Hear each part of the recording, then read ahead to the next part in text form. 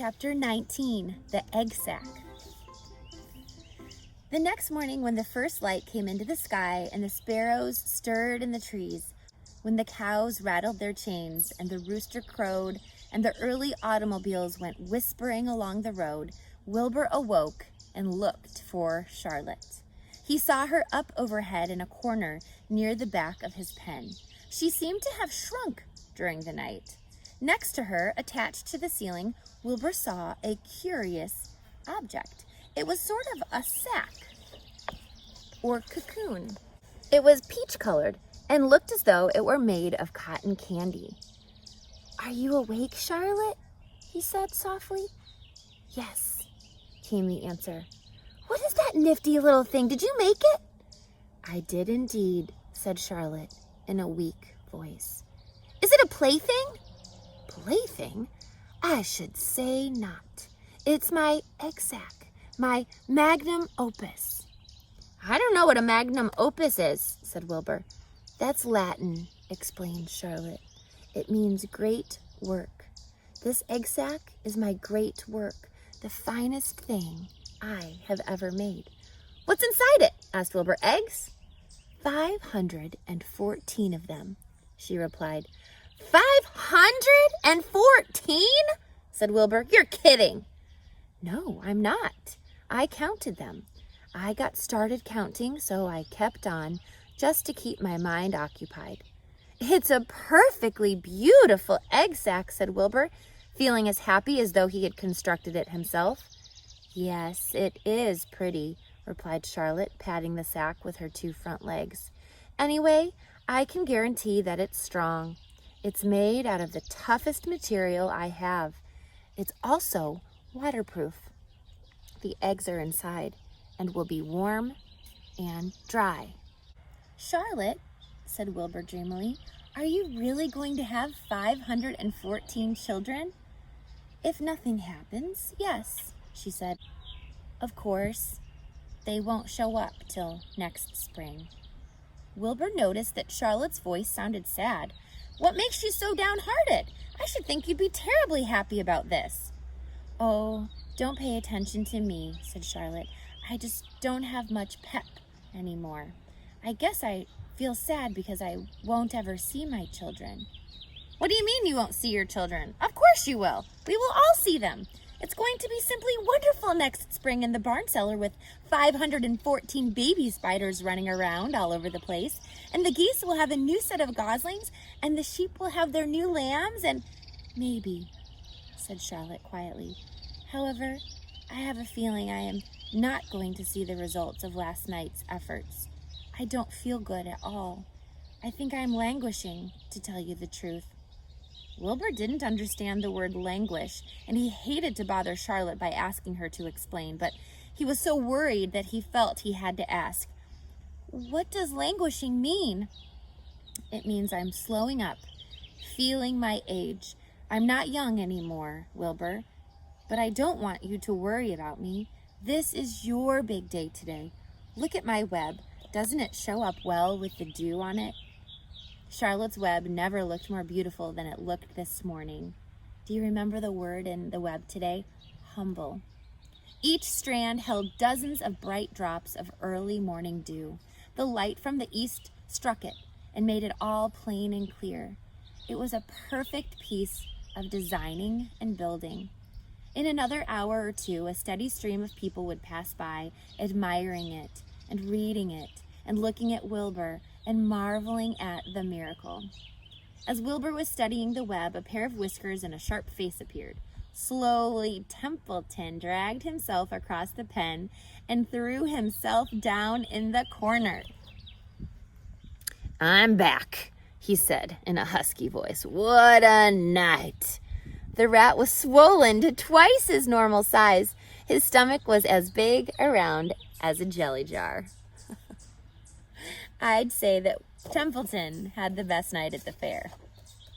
"What a night," he repeated hoarsely. "What a feast and carousing! A real gorge. I must have eaten the remains of 30 lunches. Never have I seen such leavings, and everything well ripened and seasoned with the passage of time and the heat of the day.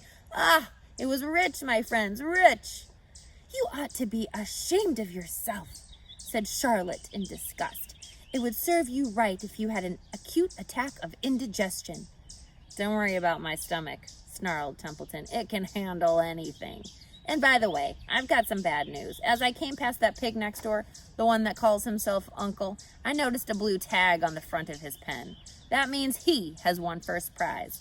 I guess you're licked, Wilbur. You might as well relax. Nobody's going to hang any medal on you.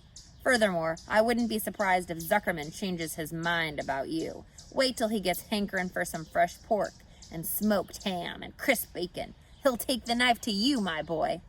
Be still, Templeton, said Charlotte. You're too stuffed and bloated to know what you're saying. Don't pay any attention to him, Wilbur. Wilbur tried not to think about what the rat had just said. He tried to change the subject. Templeton, said Wilbur, if you weren't so dopey, you would have noticed that Charlotte has made an egg sack. She's going to become a mother. For your information, there are 514 eggs in that peachy little sack. Is this true? Asked the rat, eyeing the sack suspiciously. Yes, it's true, said Charlotte. Congratulations, murmured Templeton. This has been a night. He closed his eyes, pulled some straw over himself, and dropped into a deep sleep. Wilbur and Charlotte were glad to be rid of him for a while. At 9 o'clock, Mr. Arable's truck rolled into the fairgrounds and came to a stop at Wilbur's pen. Everybody climbed out. Look, cried Fern. Look at Charlotte's web. Look what it says. The grown-ups and the children joined hands and stood there, studying the new sign. Humble, said Mr. Zuckerman. Now, isn't that just the word for Wilbur? Everyone rejoiced to find that the miracle of the web had been repeated. Wilbur gazed up lovingly into their faces. He looked very humble and very grateful. Fern winked at Charlotte. Lurvy soon got busy. He poured a bucket of warm slops into the trough, and Wilbur ate his breakfast. Lurvy scratched him gently with a smooth stick.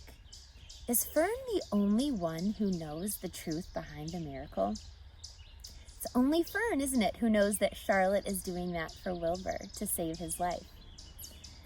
Wait a minute, cried Avery. Look at this. He pointed to the blue tag on Uncle's pen. This pig has won first prize already. The Zuckermans and the Arables stared at the tag. Mrs. Zuckerman began to cry. Nobody said a word. They just stared at the tag. They stared at Uncle. Then they stared at the tag again. Lurvy took out an enormous handkerchief and blew his nose very loud, so loud, in fact, that the noise was heard by stable boys over at the horse barn. Can I have some money? Asked Fern. I want to go out on the midway. You stay right where you are, said her mother. Tears came to Fern's eyes. What's everybody crying about? Asked Mr. Zuckerman. Let's get busy. Edith, bring the buttermilk. Mrs. Zuckerman wiped her eyes with her handkerchief. She went to the truck and came back with a gallon jar of buttermilk. Bath time, said Zuckerman cheerfully. He and Mrs. Zuckerman and Avery climbed into Wilbur's pen. Avery slowly poured buttermilk on Wilbur's head and back as it trickled down his sides, and as it trickled down his sides and cheeks, Mr. and Mrs. Zuckerman rubbed it into his hair and skin.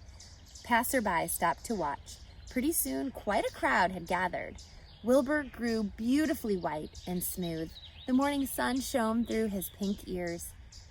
He isn't as big as that pig next door, remarked one bystander, but he's cleaner. That's what I like.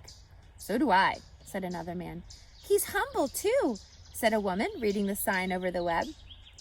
Everybody who visited the pig pen had a good word to say about Wilbur. Everyone admired the web, and of course, nobody noticed Charlotte. Suddenly, a voice was heard on the loudspeaker. Attention, please, it said. Will Mr. Homer Zuckerman bring his famous pig to the judge's booth in front of the grandstand? A special award will be made there in 20 minutes. Everyone is invited to attend. Crate your pig, please, Mr. Zuckerman, and report to the judge's booth promptly. Promptly means as soon as you can. For a moment after this announcement, the Arables and the Zuckermans were unable to speak or move. Then Avery picked up a handful of straw and threw it high in the air and gave a loud yell. The straw fluttered down like confetti into Fern's hair. Mr. Zuckerman hugged Mrs. Zuckerman. Mr. Arable kissed Mrs. Arable. Avery kissed Wilbur. Lurvy shook hands with everybody. Fern hugged her mother. Avery hugged Fern. Mrs. Arable hugged Mrs. Zuckerman. What are they so excited about? This is what they came to the fair for, isn't it? To win the blue ribbon. They were very disappointed when they heard that Uncle, the pig next door to them, had gotten the blue ribbon. That's the reason they came to the fair, to earn that first place blue ribbon. But now there's another ribbon that's going to be awarded to them, and they're so excited about that. Up overhead in the shadows of the ceiling, Charlotte crouched unseen, her front legs encircling her egg sac.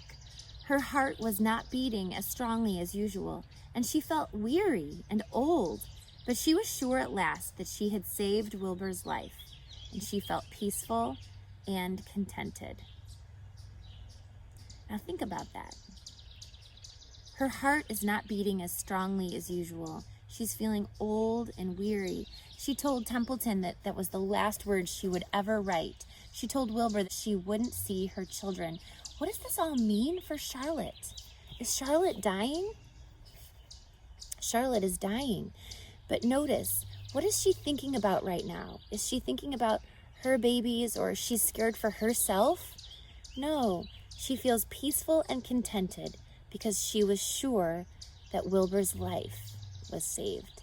She's thinking about others, even at this moment. Wow, that is really showing something about Charlotte's character, isn't it? "We have no time to lose," said Mr. Zuckerman. "Lurvy, help with the crate." "Can I have some money?" asked Fern. "You wait," said Mrs. Arable. "Can't you see everybody's busy?" "Put that empty buttermilk jar into the truck," commanded Mr. Arable. Avery grabbed the jar and rushed to the truck. "Does my hair look all right?"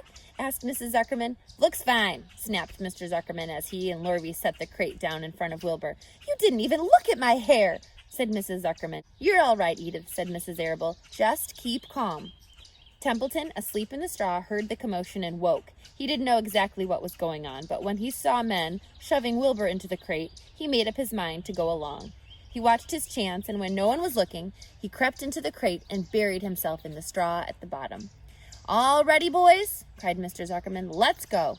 He and Mr. Arable and Lurvy and Avery grabbed the crate, boosted it over the side of the pen, and up into the truck. Fern jumped aboard and sat on top of the crate. She still had straw in her hair and looked very pretty and excited. Mr. Arable started the motor, everyone climbed in, and off they drove to the judge's booth in front of the grandstand.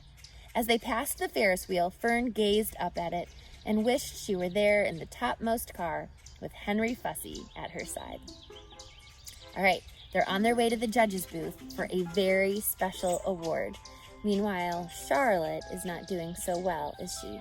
Let's find out what happens next. Chapter 20, The Hour of Triumph.